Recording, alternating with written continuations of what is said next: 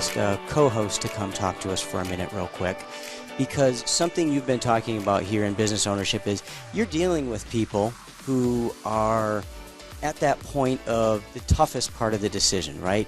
Getting this thing funded and financed. And all the way along that process of trying to start a business, their grit and their courage is being tested. And another way to talk about that is just their ability to persevere. So our co-host, I'm going to ask him to come up right now. He's a recent graduate, actually. Come on up, Cayden. He's a recent graduate of Mrs. Jenkins' third grade class. Actually, today. So, oh, wow. This is Cayden Martin. Congratulations. Part of third grade, as you'll indulge me for a moment, part of his third grade assignment was to write a poem on his own with no assistance. And so he wrote something that I thought was relevant to this episode and to business ownership in general.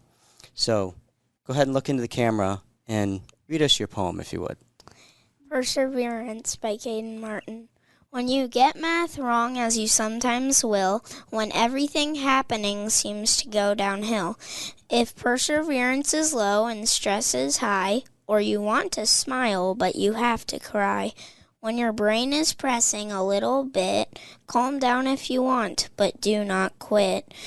Success is failure turned inside out, so don't give yourself too big of a doubt. It may be close if it seems so far, so never tell yourself how close you are.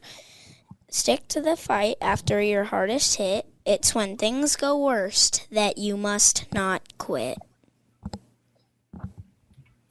First of all, I want a copy signed, please. And I love that. And, I want to say how that pertains to this world we find ourselves in. If you want to be an entrepreneur, we will find a way. If it's not today, don't quit. We can figure it out. If it's credit worthiness, we can help you get there. So I love that poem. And I do feel that, again, it's a moment in time. If we can't make it happen today and we really don't want to be an employee and we want to own our own business, persevere, don't quit. Just like you said so graciously, we need to have patience sometimes and get a path to make it happen. I know Blake does that with his clients. I certainly do. I have clients that I've worked with for years before they can make it happen. And it's a pleasure. So I love that poem. And you will remember that forever, because that is applicable whether you're graduating third grade or my son who graduated college, who's still looking for a job and is a little discouraged in today's market. I would love to share that poem with him. Well, it's good to know that somebody who is 29 years old has a son who graduated high school, so congratulations on that. Thank you so much for being here with us today. Thanks for your feedback on the Perseverance poem.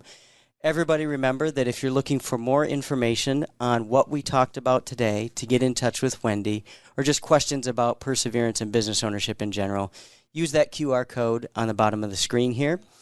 Cayden, we don't want people to keep this podcast secret, so if we want more audience members on YouTube, what do we tell them to do? Like and subscribe. And share and follow. You can find us on all major podcast platforms. Wendy Skemmer with Benetrends Financial, Cayden Martin, Perseverance poem writer. Thank you both for being part of our episode today, and we'll see you all here again on another episode of the Heartland Franchise Guide. Thank you so much. Thank you.